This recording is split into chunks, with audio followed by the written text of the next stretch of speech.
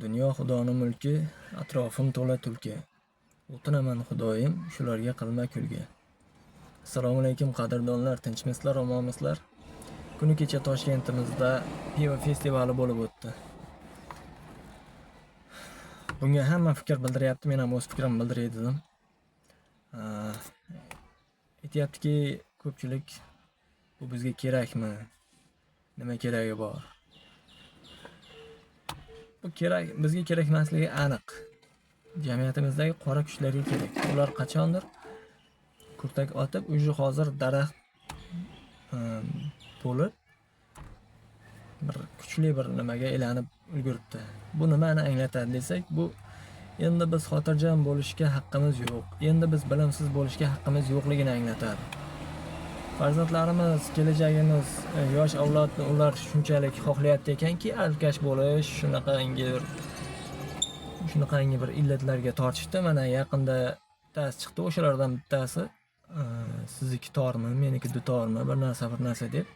Ularga shunaqangi odamlar kerak ekan. Ularga hech qanaqa chora ko'rilmayapti. Mana pivo festivali bo'ldi. Bu yil 2-yil, o'tgan yili kuzda ham bo'lgan. Ularga ham hech qanaqa chora ko'rilmayapti. Bularga naborot shart-sharoit yaratilyapti bundaqangilarga.